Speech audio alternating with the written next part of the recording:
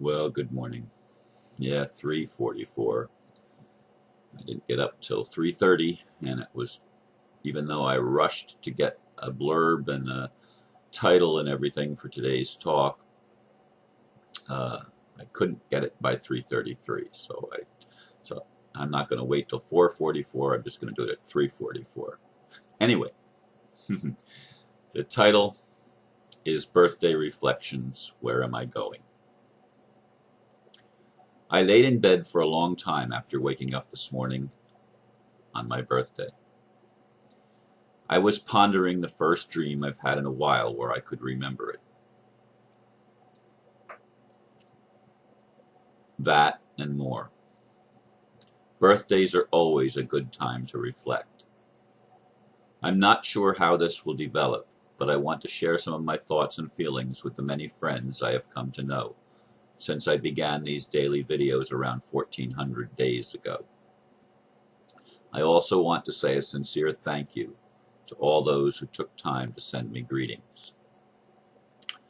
And that's all I did in the blurb. I'm going to share actually one of the birthday cards that was sent to me. Got it yesterday in the mail from a friend that I've known for about 20 years. A purely platonic relationship with a lady, 20 years long. She sent me this card. It says, "You're a good man.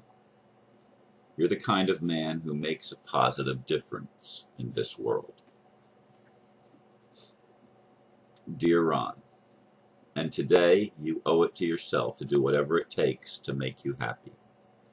Your birthday calls for the best, and that's exactly what you're wished. With love, from your soulmate buddy, Denise." Many people took time to send me birthday greetings, and as I said in the blurb, I'm appreciative of that. And I try my best to like each one of them and say thanks. I haven't touched my inbox since I got to the computer. And oh my goodness, it keeps growing, and most of them are birthday wishes. And people gave me a head start by Facebook announcing my birthday a couple of days ahead of time, so I've been sending out thanks messages for the past day, but today is the actual day, and the inbox is overflowing. And I have a lot planned, so I probably won't even get to all my emails today. It probably will have to be done over the next day or two, because I didn't block the ability of people to post on my wall as others do. So my wall is overflowing. Thank you for that. In the dream this morning, I was in the wilderness with a little girl, and we got separated at least once in the dream, and I was calling out, "Where are you? Where are you?" And then finally she came and appeared, and we were climbing on dirt paths and cliffs, and it was a nature scenery, and we finally came upon what looked like civilization until we got closer, and then I realized they were abandoned buildings. Don't know what that means. And we finally ended up in the back of I don't know, like a grocery store, but it wasn't. It was more like a partially outdoor, partially indoor marketplace, and there were other people there for the first time in the dream, and that's pretty much where I woke up. And I don't know what that means. I don't know what any of it means. I'm with a little girl in the wilderness, and then we see what looks like buildings, but the buildings are just old buildings that are in a partial state of disrepair with windows knocked out, and then a marketplace sort of type of thing. I don't know what any of that means. So even though I was pondering it, I was more pondering it in relationship to where I am right now in my life and the journey that I've been on, trying to find remedy for the situation in the world where we live on a planet that's run by insane people that honestly think that they're separate from the web of life and act as if it doesn't matter who they hurt, who they kill, uh, who they deprive of rights. Uh, I mean, we live in a world that's absolutely on its head insane, and I've been approached by people in the Republic, as you all know, that have been listening for a period of time, and then I came across the OPPT filings and was approached by people in Swiss Indo, my good friend Peter Van Runt initially, but others also around the world that listen to my videos, and then of course by more recently by the Dragon family and specifically the ambassador.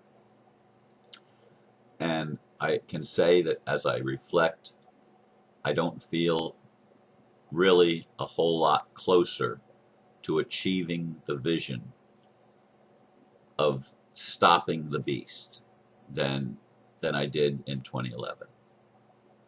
I was going to go to the store last night and buy a few things, and I thought, well, I better check my bank account.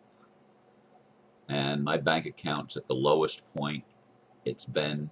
I mean, it's under $40. Now, I do get my Social Security check tomorrow, but I mean, for a long time, I've kept $1,000 in my checking account as a zero balance. And so it's not like me to have an account that's so low on money, and that's due to the fact, of course, of the arrest that happened at the beginning of the month, or actually, I guess it was in when was it? You know, that's crazy. It was in September, I guess, when I got arrested and spent the night in jail, and then I spent a whole lot of money on legal issues with my house, and I mean, it has just drained my resources. And so I ended up not going and getting the stuff that I wanted to get to eat last night because I didn't want to take the chance of some unexpected thing overdrawing my account, which has never been. I think only once in my life did I ever have an overdrawn checking account, and that was an error of the bank, which was corrected. But in any case, I've been pondering. Where am I? Where am I going? I've heard lots of promises, including from the Dragon family, and personal promises have still not been kept. That's just the reality of it. And do I like that? No. Do I understand it? No. Do I accept it? Yes, I like the ambassador. I've never spent as much time in my life communicating one-on-one with any male, not in my entire life. And you don't spend that much time with someone and not get to know them. And I like the guy. I mean, I like the guy. Yes, he gets criticized a lot for not showing his face and not revealing his name to the public, and I accept the reasons for that. I've had an opportunity to talk with others in the family, and yes, I respect the Red Dragon a lot. I respect his spiritual conversion. I don't respect his religion insofar as I don't respect anybody's religion that claims to be the only one that's the right and the right one and the one way. And I don't respect any of that. I never think that that's from God. God would never do that. Neither would any of the great prophets that have come to this planet, including Jesus. And I'm going to list him as a prophet. Was he the Son of God? I believe he was no more the Son of God than any of us are the son or daughter of God. I believe we're all children of the Creator, of creation. All of us, without exception. It has nothing to do with religion. It has to do with existence. It has to do with the web of life. We are the offspring of whatever it was that created us in the first place. And I don't lay the blame. I mean, one of the things that bothers me about both the Red Dragon and the Ambassador is their emphasis continuously on demons. I mean, it's like my family growing up. They saw the devil behind every bush. And they didn't see Christ anywhere. They were totally focused on the negative rather than the positive. And that became, as I began to awaken, that became a sign to me of what I didn't want. I didn't want to put my focus always on the negative entity or the negative energy of creation. Call it the devil, call it Satan, call it whatever you want, demons, jinn, it doesn't matter. It's unhealthy in my perspective, from my perspective, to put your emphasis on demons. It's unhealthy. Now, do we just ignore the fact that there are evil influences in the world? No, that's unhealthy too. But where do you want to put your emphasis? Denise said that I've made a positive difference in this world. And a lot of people have told me that I can remember Muslims saying that I restored their faith in God. And people from all religions appreciate the fact that I emphasize love. My family didn't get that growing up. You emphasize the love. You emphasize the interconnectedness of life. You emphasize that the voice of God speaks to everyone and is in everyone, that the Christ, or the anointed one, the anointed spirit, if you will, is in everybody. It has nothing to do with whether they're east or west, north or south, Christian or Muslim or Jew or Hindu or Buddhist or Taoist or whatever. It doesn't matter. It matters that we're living. And that's not an illusion. And that's not a sin. And that's not any of the things that have been used by religion and by the system to separate us from our own identity as children of God. And I don't buy in to this, we were born in sin and shapen in iniquity. We were born forgetting. And I don't know if we actually forgot or it was programmed out of us because we couldn't speak when we came into this world as an infant. And it's interesting that one of my dreams was that I was with an infant in the car, just me and the young baby. And I can't even say child. It was really an infant, a baby. And this time it was a young girl, maybe 7 or 8, 9 years old. That was in my dream. But always something in its infancy and youth, and that's where I feel this new world that's being birthed in us is. It's in its infancy, it's in its youth. And there are a lot of people, including some of my close friends and even some of my family, that have given me consistently over the past period of my life, going back even into last year with Swisindo, and not so much really Rusa, although a little bit, but a lot with the ambassador and with the Dragon family. Be careful, Ron. Be careful. Be careful. I don't have a good feeling about this. And I did try my best to disregard, because I've tried to work with people and see the best in them. That's what my mom told me. Believe the best about people. I'm talking about my birth mom. Yeah, I know they were fundamentalist Christians, but it doesn't mean that they didn't tell me good things.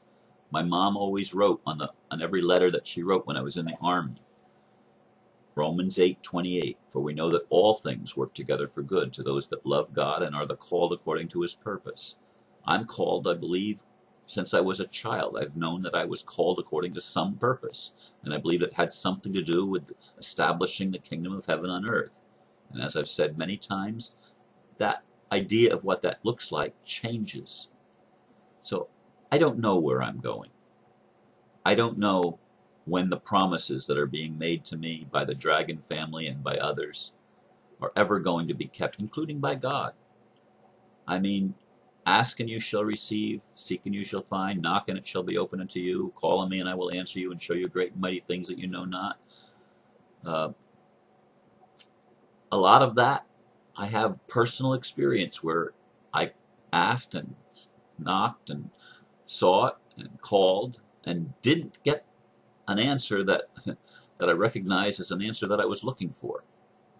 And somebody sent me a thing last week or so that, from a New Thought preacher who says that we cannot ask God for things in the material world because that's not God's realm. Well, that's been part of my issue for a long time. Why isn't the physical creation seen as God's realm? It's all God's realm to me. There's no separation, no division. And I got a decline. I didn't even think that. That's somebody probably calling me a happy birthday, and I'm recording a video. So obviously I'm not going to answer anything, and I better disable Skype right now so that nobody else does that to me. Do not disturb. Yes. Anyway, I think I'm pretty much finished. I do thank you all for your greetings of me, your support. I really appreciate what you're doing in thanking me and reaching out to me. And I will try to acknowledge each one of you with at least a quick thanks. I mean, I can't do more than that, but it's a lot of work. And I try to take a personal touch as much as possible. So God bless each of you, and once again, thank you. Namaste.